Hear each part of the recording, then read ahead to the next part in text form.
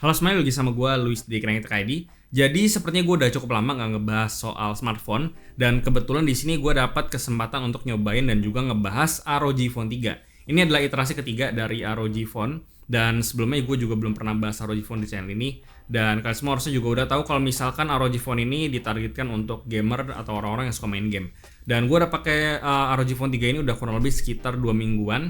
Jadi ya langsung aja gue bahas kira-kira gimana pengalaman gue setelah 2 mingguan pakai ROG Phone 3 ini. Nah, tapi sebelum gue mulai, gue mau ajakan dulu untuk subscribe ke channel ini, karena kedepannya gue masih akan nge-review barang-barang yang keren lagi, dan jangan lupa untuk nyalain lonceng di bawah supaya nggak ketinggalan notifikasi dari channel ini. Oke, yang pertama, ROG Phone 3 ini tentunya menggunakan chipset Snapdragon 865 Plus, yang mana bedanya dengan 865 yang biasa itu adalah dari CPU clock speed yang lebih tinggi, yaitu sampai 3,1 GHz, sedangkan 865 yang biasa itu dia cuma bisa dapat di 2,8 GHz. Dan ada perbedaan juga dari segi connectivity Wi-Fi dan Bluetooth, yang dimana si Snapdragon 865 Plus ini sedikit lebih superior, dan nanti soal performanya akan gue bahas lebih lanjut nanti. Di Indonesia nanti bakal ada 2 SKU yang rilis, yaitu versi 8128 yang harganya bakal di 10 juta, dan satu lagi yang versi 12256 yang harganya bakalan di 15 jutaan. Dan kalau nggak salah versi 12256GB ini dibundling sama Aereo Active Cooler 3 atau sistem pendingin dari smartphone ini. Jadi memang ada beberapa aksesoris dari ROG Phone 3 ini supaya kita bisa nikmatin HP ini di berbagai kondisi. Mau di handheld bisa, mau di tower docking bisa, dan sebagainya. Dan aksesoris ini nantinya bakal dijual secara terpisah kalau kalian tertarik sama salah satu aksesorisnya. Dan sayangnya di sini gue nggak megang satupun aksesorisnya, jadi di sini gue cuman akan ngebahas smartphone-nya aja tanpa aksesorisnya sama sekali. Buat desainnya di sini tipikalnya ROG Phone banget, dan memang desainnya masih kurang lebih mengadaptasi desain dari ROG Phone yang sebelumnya. Dan tentunya logo ROG yang di belakang ini nyala RGB kalau kalian nyalain fitur X Mode-nya, dan bisa kalian ganti juga efeknya kalau kalian mau dari Armoury Crate. Nah, impresi pertama gue saat pertama kali pegang si ROG Phone 3 ini adalah dia besar dan juga berat. Nah, sebenarnya maklum karena smartphone gue yang sebelumnya itu adalah Zenfone 5 yang layarnya juga lebih kecil dan juga lebih ringan dibandingkan si ROG Phone 3. ROG Phone 3 ini punya ukuran 6,5 inch, jadi at least buat gue yang HP-nya sebelumnya itu lebih kecil, pindah ke sini jadi rasanya memang gede banget. Tapi untungnya nggak licin karena bagian belakangnya ini dari Gorilla Glass 3, jadi memang sangat fingerprint magnet banget. Tapi kalau gue pribadi nggak masalah karena nggak licin di tangan. Tapi kalau misalkan kalian ngerasa ini masih licin, ya kalian bisa pakai aero case bawaan yang kalian dapetin dalam kotak penjualan HP ini supaya megangnya itu lebih grippy. Oh ya, dan layar depan itu dari Gorilla Glass 6, jadi ya udah aman. Dan frame sampingnya itu dari aluminium. Dan build quality-nya buat smartphone di harga segini sih gue udah sangat puas. Layarnya di sini udah AMOLED, udah HDR10+ juga. Lalu buat akurasi warna, Delta E-nya itu udah di bawah 1. Dan yang paling penting karena smartphone ini ditargetkan untuk gaming, jadi ROG Phone 3 ini juga punya refresh rate 144Hz. Jadi ya buat urusan layar di sini ROG bisa dibilang udah sangat serius banget. Ditambah lagi menurut mereka, touch latency mereka itu rendah, jadi buat main game yang butuh respons cepat, harusnya hal ini cukup krusial. Dan sayangnya untuk hal ini gue nggak bisa buktiin klaimnya mereka, karena gue nggak punya alatnya untuk ngetes si touch latency ini. Dan layarnya untuk dipakai untuk nonton Netflix, nonton YouTube, dan sebagainya, gue rasa udah cukup oke. Dan untuk main game ya kalian nggak perlu ragu lagi karena refresh rate-nya udah 144Hz. Dan paling ya di sini gue mau ingetin lagi kalau misalkan refresh rate 144Hz ini baru bisa kalian manfaatin advantage-nya kalau misalkan game-game yang kalian mainin juga support dengan refresh rate 144Hz. Karena kalau misalkan game sendiri nggak support dengan refresh rate 144Hz, berarti kalian nggak bisa ngerasain manfaatnya si refresh rate ini seperti apa. Dan untuk game-game kompetitif seperti PUBG M, COD Mobile, AoV, Mobile Legends, lalu League of Legends Wild Rift, kalau nggak salah itu semua belum ada yang support dengan refresh rate 144Hz. Jadi ya sejauh ini game-game yang support dengan refresh rate 144Hz itu baru game-game yang tipenya itu arcade banget, dan meskipun berasa di mata lebih smooth, tapi buat gue refresh rate setinggi ini bakalan lebih berasa advantage-nya kalau misalkan diimplementasin di game-game kompetitif seperti Mobile Legends, PUBG M, COD Mobile, AoV, dan sebagainya. Jadi ya hal ini agak disayangkan aja menurut gue. Tapi semoga kedepannya game-game seperti tadi itu bisa support dengan refresh rate setinggi ini. Dan kalau misalnya kalian bingung game-game apa aja yang support dengan refresh rate setinggi ini, kalian bisa cek aja di Armoury Crate, karena di software itu ada list-listnya banyak game-game yang support refresh rate setinggi ini. Dan di software Armoury Crate ini kalian bisa lakukan beberapa hal, contohnya seperti kalian bisa adjust performance profile di game-game tertentu yang kalian mainin, atau mau launch game juga bisa dari sana.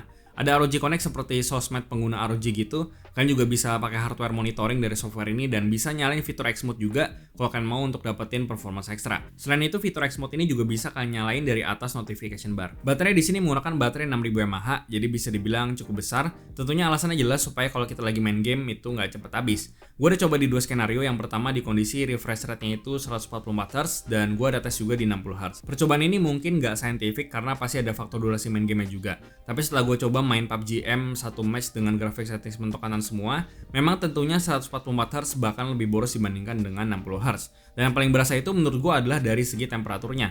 Kalau di kondisi 144Hz itu temperatur naik sampai ke 41 derajat, sedangkan di 60Hz itu cuma sekitar 39 derajat. Tapi di kondisi temperatur segitu pun gue udah coba main beberapa game, itu gue nggak ngerasa ada throttling sama sekali. Jadi harusnya masih cukup aman, apalagi kalau misalkan kalian pakai aeroactive coolernya.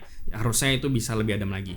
Dan untuk masalah baterainya gue udah coba untuk memakai normal seperti browsing, scrolling sosmed dan lain-lain. Itu makan waktu kurang lebih sekitar 19 jam, tapi 19 jam itu gue makainya sebenarnya kurang optimal.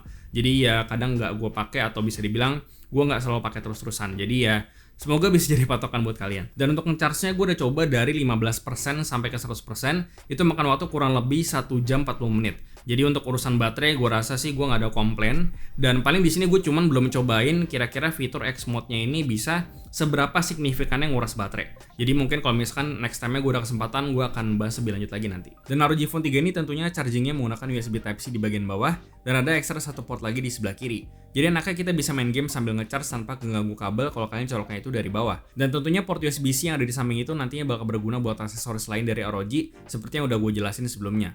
Lalu di ROG Phone 3 ini juga nggak ada headphone jack 3.5, tapi kalian bisa pakai earphone kabel atau headset kabel kalian dengan dongle jack 3.5 to Type-C yang kita dapat dari paket pembeliannya. Oke, lanjut soal kameranya. Di sini ada total 3 kamera. Kamera utamanya itu menggunakan sensor Sony IMX686 dengan 64 megapiksel. Lalu kamera keduanya ini ultrawide 13 megapiksel dan satu lagi adalah lensa makro. Sebenarnya di sini gue nggak bisa terlalu ngomong banyak karena gue nggak punya smartphone pembandingnya. Cuman ya di sini gue sempat ambil sampel foto dengan HP ini sedikit. Dan kalau menurut gue sih kualitasnya bisa dibilang cukup decent. Tapi ingat ini adalah smartphone buat gaming, jadi seperti kamera bukan sebuah hal yang ditonjolkan. Gue coba makronya juga di sini dan hasilnya kurang lebih seperti ini. Kalian bisa lihat sendiri kurang lebih seperti apa dan coba kasih gimana pendapat kalian soal kameranya di kolom komentar di bawah.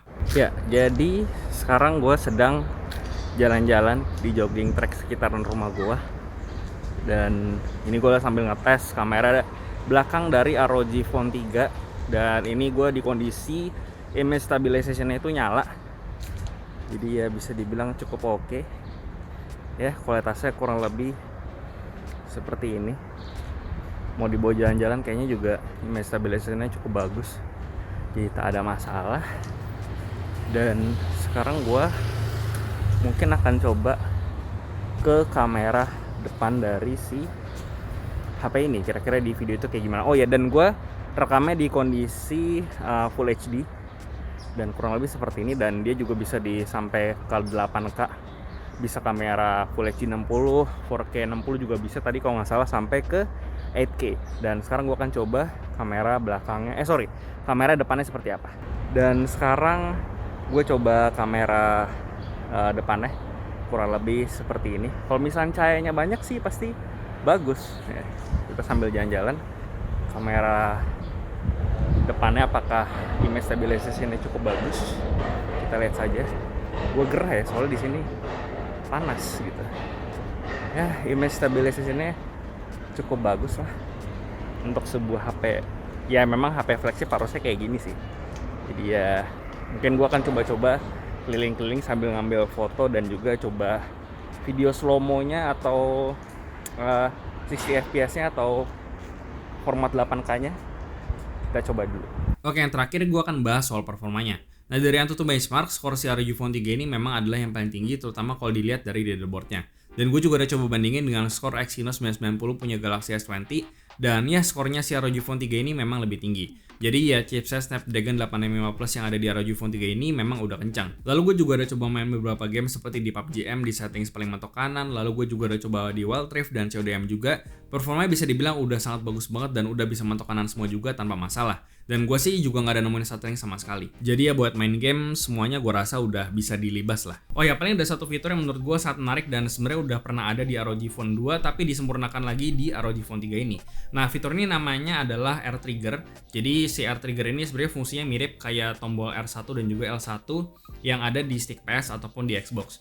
Cuman ya bedanya di ROG Phone 3 ini ditambahin beberapa gesture seperti slide dan juga dual partition button, dan ada beberapa gesture lagi yang bisa kalian pakai di game yang mau kalian mainin. Nah, kalau gue pribadi biasanya itu pakai tap atau dipencet kayak gini untuk bisa ngeker atau aim down set di game-game seperti CODM atau PUBG M. Jadi fitur ini memang setelah gue pakai sangat ngebantu banget dan menurut gue advantage-nya cukup tinggi, jadi ya kalian bisa pakai aja si fitur trigger ini kalau misalkan kalian pengen main game sesuai dengan preferensi kalian seperti apa. Dan ya kesimpulannya ROG Phone 3 ini memang smartphone yang sangat gaming banget karena fitur-fiturnya memang sangat menunjang banget untuk main game. Contohnya seperti si R Trigger 3 tadi, lalu ada banyak banget aksesoris yang bisa kalian pakai. Contohnya kayak kalian mau main di ruang tamu kalian bisa pakai docking, mau main pakai gamepad bisa, mau main atau lagi kalian streaming kalian bisa pakai docking yang 2 layar itu juga bisa.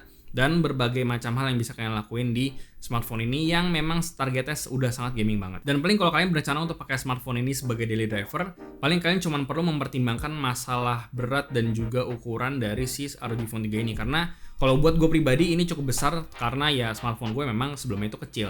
Tapi ini balik lagi ke preferensi kalian seperti apa. Dan tapi terlepas dari itu, performa dari chipsetnya menurut gue udah sangat baik banget. Kalau kalian pengen hajar main game apapun yang lagi ngetren zaman sekarang kayak game-game kompetitif yang tadi udah gue sebutin, itu udah gue coba dan udah bisa stabil di settings mentok kanan semua. Jadi buat gue performanya ini udah sangat bagus banget. Lalu buat harganya menurut gue udah cukup make sense buat yang versi 8128 yang gue pegang ini. Dan paling kalau misalnya kalian pengen kapasitas RAM atau storage yang lebih besar atau kalian pengen dapetin ROG Active Cooler-nya itu kalian bisa ke versi yang 12256 yang di atasnya lagi. Dan ya gue rasa itu aja pembahasan gue soal ROG Phone 3 ini. Kasih tau gimana pendapat kalian di kolom komentar di bawah. Like dan share jika bermanfaat. Lalu follow semua sosial media kami di Instagram dan juga Facebook. Lalu jangan lupa juga untuk join komunitas kami di Discord dan juga line open chat. Semua linknya ada di deskripsi. Yang terakhir jangan lupa untuk subscribe. Gue Luis dari Krengi TKD. Sampai jumpa di video berikutnya.